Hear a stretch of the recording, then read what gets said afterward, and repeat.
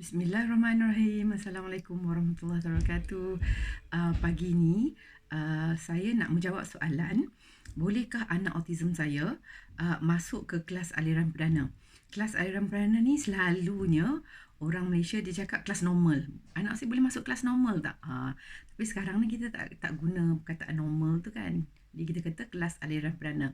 Kelas aliran perdana maksudnya dia masuk ke dalam kelas dan belajar bersama anak-anak yang lain yang tak ada kekurang upayaan.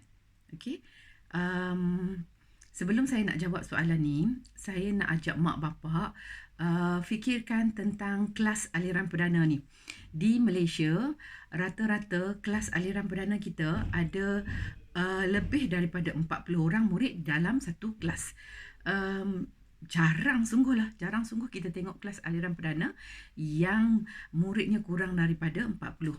Melainkan kalau kita pergi ke sekolah kurang murid, dia ada satu kategori sekolah, nama sekolah kurang murid, kadang-kadang dalam tu kurang daripada 20 pun. Tapi rata-rata kelas aliran perdana di Malaysia adalah 40 dan ke atas. Jadi kita dah tahu keadaan dalam kelas 40 lebih daripada 40 orang murid. Kemudian guru ada satu orang, tak ada pembantu. Di kelas aliran perdana tak ada pembantu guru seorang. Dan selepas tu kita kena tanya diri kita, bagaimana keadaan anak kita? Dan kalau dia masuk dalam kelas yang 40 orang ni, bolehkah dia mengikuti pembelajaran? Kalau dia masuk dalam kelas tapi dia tak boleh mengikuti pelajaran, saya rasa rugi untuk anak kita juga kan. Dan lebih teruk lagi jika anak kita masuk dalam kelas dan dia tak boleh duduk diam pun, selalu berjalan keluar kelas, lagi pergi kantin, lagi pergi ke padang dan sebagainya. Yang setengah tu tak keluar ke kelas, tak lagi pergi ke kantin, tak lagi pergi padang, tapi dalam kelas aliran perdana tu pun berjalan. Kalau berjalan tak apalah juga ni, jalan tarik barang kawan, tolak kerusi kawan, cubit kawan apa ke. Dan lebih teruk lagi kalau anak masih lagi memakai lampin pakai buang. Tahun 1 anak memakai lampin pakai buang, guru seorang, murid ada 42, 43, 44. Cuba kita fikirkan tentang senario ni. Senario begini, adakah akan membantu anak kita untuk berkembang? Okay. Jadi, saya dah bantu tuan-tuan dan puan-puan untuk memikirkan tentang senario ni. Tak bermaksud semua anak autism tak boleh masuk ke dalam kelas aliran perdana. Ada anak-anak autism yang memang kita galakkan untuk masuk ke dalam kelas aliran perdana kerana anak-anak ini tak ada masalah tingkah laku, tak ada masalah komunikasi, tidak ada masalah bersosial dengan kawan-kawan, dan dari segi kognitif ataupun dari segi akademik ini dia boleh ikut apa yang cikgu ajar tu, dia boleh ikut. Now, anak-anak autism yang ada kemampuan macam ni memang kita galakkan untuk masuk ke kelas aliran perdana kerana kita bimbang kalau dia duduk di kelas pendidikan khas, nanti lama kelamaan dia akan ketinggalan ke belakang. Anak-anak yang sebaya di kelas aliran perdana, dia diajar oleh guru kurikulum yang mantap, manakala anak di kelas pendidikan khas ni disebabkan rakan-rakan yang mungkin tak mampu nak ikut pembelajaran, maka kita selalu kata konten dekat kelas pendidikan khas tu kita kata watered down, diturunkan tahapnya, direndahkan tahapnya untuk keperluan anak-anak yang lain. Maka anak yang kognitif dia okey, yang sepatutnya berada di kelas aliran perdana, dia pun mula-mula kita tak nampak dia punya ketinggalan tu, tapi lama kelamaan kita akan nampak gap dia semakin besar. Jadi macam mana kita nak buat keputusan sama ada anak kita nak masuk ke aliran perdana ke ataupun nak masuk ke pendidikan khas? Saya beri beberapa rough guidelines, okey? Garis panduan asas. Nombor 1, kalau anak kita umur 7 tahun masih lagi pakai pampers, besar kemungkinan guru aliran perdana tak nak terima. Kalau kata dia pakai pampers, dia boleh pergi ke tandas, dia boleh cuci sendiri, tu lain hal lah. Tapi kebanyakannya yang pakai lampin pakai buang ni memang dia akan melepas dalam lampin tu dan memerlukan orang lain untuk membantu dia. Persoalannya, kelas ada lebih daripada 40 orang murid. Guru setiap minggu dia ada silibus yang dia kena keep up. Siapa yang nak uruskan berak kencing anak tu? Itu pertama. Jadi kalau kata anak tak mampu nak uruskan diri dia dari segi ketandas, memang anak itu akan masuk ke kelas pendidikan khas dan bukan di kelas aliran perdana. Yang kedua, kita lihat tingkah laku dia. Adakah tingkah laku dia itu satu agresif? Agresif tu maksudnya dia ada kemungkinan mencederakan orang.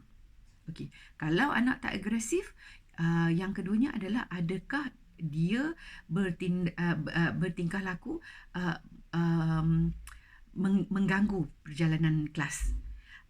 Cikgu mengajar dia jerit sana ke, terbalikkan meja ke. Guru tak boleh nak kawal pengajaran dan pembelajaran dalam kelas yang 40 orang tu. Tingkah laku agresif, tingkah laku negatif, dan satu lagi tingkah laku adalah dia tak kacau orang. Dia tak kacau orang, tapi dia duduk dekat situ, dia tak boleh nak engage dengan apa yang berlaku dalam kelas. Dia dalam dunia dia sendiri. Dan cikgu nak ajar pun tak boleh. Jadi isu tingkah laku. Anak ada isu tingkah laku tak? Jadi mak bapak tanya diri sendiri dengan jujur, di rumah mak bapak boleh kontrol tak anak? Kalau kata di rumah you ada 4 orang anak, salah seorangnya autism, dan dalam 4 orang anak tu you tak boleh kontrol, you pun penat dengan ni, apatah lagi you nak masukkan anak you tu dalam kelas aliran perdana yang ada 40 orang murid dan you expect cikgu untuk jaga dan cikgu bagi anak you jadi cerdik dan sebagainya. No, we have to be honest. Okay. Now, yang ketiganya adalah anak boleh ikut arahan tak? Ada setengah anak-anak tu dia ada autism tapi dia tak hyper dan dia duduk diam saja, tapi bila duduk diam dekat meja dia, cikgu kata okey, keluarkan buku bahasa Inggeris. Dia duduk tak. Okey, sekarang buka muka surat 22. Dia tak buka muka surat 22. Okey, sekarang kita nak pergi ke Padang. Semua beratur. Dan dia tak boleh ikut arahan tu. Jadi, bila dia tak boleh ikut arahan tu, perlukan cikgu all the time prompting dia. Okey, nak pergi ke Padang, kena pegang tangan dia, kena bawa ke sana. Nak keluarkan buku, cikgu yang kena keluarkan buku, cikgu yang kena buka muka surat 12, cikgu yang apa. Cikgu tak mampu sebab dalam kelas ada ada 40, lebih pada 40 orang murid. Jadi anak nak masuk kelas aliran perdana perlu mampu mengikut arahan. Kemudian yang keempatnya, anak tu boleh tak apabila waktu belajar dia duduk di meja dan dia patuh pada arahan dan dia boleh siapkan tugasan dia. Ada setengah anak-anak yang bukan ADHD tetapi ADD, maksudnya dia tak ada tumpuan. Bila guru beri tugasan, dia boleh buka, dia boleh apa, tapi dia tak boleh nak siapkan. Jadi, again, kalau anak yang duduk di meja tapi dia tak boleh siapkan, perlu pula seorang guru untuk sebelah dia, untuk duduk, untuk siapkan. Mungkin di sini, tuan-tuan dan perempuan nak tanya saya, Dr. Prasna, Shadow It macam mana? Pembantu pembayang macam mana? Ya, di Pusat Genius Kurnia dulu kita introduce pembantu pembayang, tapi saya rasa sebab saya nak make sure video ni tak lebih pada 10 minit, yang isu pembantu pembayang tu kita cakap lain kali, okey? Jadi, kita recap sekejap. Kemahiran ketandas, tingkah laku yang baik, mampu mengikut arahan. Yang keempat, mampu duduk di meja dan menyiapkan tugasan. Yang kelimanya, komunikasi. Saya tak kata bertutur, komunikasi. Kita ada seorang anak dulu, dia selective mutism. Selective mutism tu maksudnya dia boleh bercakap tetapi dia pilih untuk tidak mahu bercakap. Selective mutism. Tapi dia boleh ikut arahan, dan kalau cikgu kata okey, dah siap ke belum, dia boleh angguk. Fahmi boleh buat tu tak? Dia tak boleh bertutur tapi dia boleh berkomunikasi. Jadi yang kita cakap ni adalah anak yang langsung tak boleh komunikasi. Cikgu cakap pun dia tak faham, cikgu tanya dia pun tak boleh jawab. Yang anak yang selective mutism ni memang dia tak boleh bertutur, tapi bila orang bagi arahan, orang cakap, orang apa, dia boleh faham dan dia boleh menjawab dengan mengangguk atau menggeleng. Yang itu okey. selektif macam tapi yang kita kata tak mampu berkomunikasi ni langsung tak faham dan orang pun tak faham dia. The communication breakdown macam tu. Okey, yang itu yang kelima, dan yang keenam adalah kemampuan untuk menjalankan tugasan dalam kumpulan. Mesti ingat dalam kelas aliran perdana, guru tak mampu untuk duduk dan ajar anak tuan-puan one to one. Kalau di kelas pendidikan khas, selalu kita panggil PPKI, program pendidikan khas integrasi, dia ada 7-8 orang murid dengan seorang guru, seorang pembantu guru.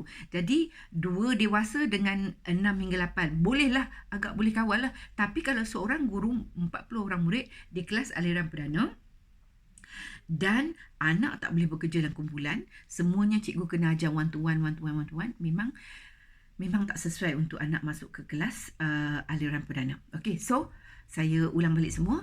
Nak pastikan anak boleh masuk ke kelas aliran perdana, boleh uruskan diri tentang buang air besar, buang air kecil, tingkah laku okey, boleh mengikut arahan, boleh duduk di meja dan siapkan tugasan, boleh berkomunikasi, dan boleh bekerja dalam kumpulan. Jadi kalau tuan-tuan dan puan-puan yang menonton video ini anak berusia 3-4 tahun, these are the 6 skills that you need to work on supaya anak boleh masuk ke kelas aliran perdana. These are the 6 skills. Kalau anak tuan-tuan dan puan-puan dah berusia 6 tahun, sekarang November, Januari nak masuk, ada lagi 2-3 bulan, anak tak capai pun satu lagi ni, most of the time anak tuan-tuan dan puan-puan akan dihantar ke kelas PPKI. Okey, kalau ada sebarang soalan boleh tanya di bawah, tuliskan komen dan sebagainya, dan insya-Allah saya akan buat video lagi mengenai nak homeschooling ke, nak tangguh, tak nak anak masuk sekolah tahun 1 pada usia 7 tahun, nak masuk anak sekolah tahun 1 pada 8 tahun ke 9 tahun ke, soalan-soalan gitu tentang pembantu pembayang ke, insya-Allah saya akan buat video yang berikutnya. So sampai di sini saja, harap saya punya video ini boleh membantu tuan-tuan dan puan-puan. Jika ada apa-apa soalan boleh tanya saya. Okey then, Assalamualaikum, bye.